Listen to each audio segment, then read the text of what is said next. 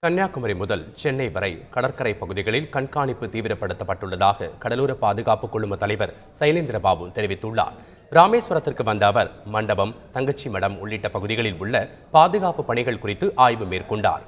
பின்னர் செய்தியாளர்களிடம் பேசிய அவர் இலங்கையிலிருந்து வந்த மர்ம படகுகள் தொடர்பாக புலன் விசாரணை நடந்து வருவதாக தெரிவித்தார். மேலும் குமரி முதல் சென்னை வரை கடற்கரை பகுதிகளை கண்காணிக்க மணலில் செல்லக்கூடிய 24 வாகனங்கள் வாங்கப்பட்டு கண்காணிப்பு பணிகள் தீவிரப்படுத்தப்பட்டுள்ளதாக அவர் தெரிவித்தார். கரையோரத்தில் மணல் ஓரமாக வேகமாக போகக்கூடிய ஆல்டர்னேட் வெஹிக்கிள்ஸ் அப்படிங்கிற வாகனங்கள், மணலில் ரொம்ப சிரமம் இல்லாமல் போகக்கூடிய வாகனங்கள் 24 வாகனங்கள் வாங்கியிருக்கிறோம். அது இப்போ சென்னையிலிருந்து கன்னியாகுமரி வரைக்கும் அதை டிப்ளாய் பண்ணியிருக்கிறோம். அப்படிங்கிற போது இந்த பகுதியில் போலீஸ் ரோந்து அதிகப்படுத்தப்பட்டிருக்கு. அது இல்லாமலும் போட்டு மூலமாக ரோந்து அதிகப்படுத்தியிருக்கிறோம். வளைகுடா கடல் பகுதியை கண்காணிக்க கண்காணிப்பு கோபுரம் அமைக்கப்பட்டுள்ளதாக சைலேந்திரபாபு தெரிவித்தார். நடுக்கடலில் பிரச்சனையில் சிக்கும் மீனவர்கள் 1098 என்ற இலவச எண்ணை தொடர்பு கொண்டால் தேவையான உதவிகள் செய்யப்படும் என்றும் அவர் கூறினார்.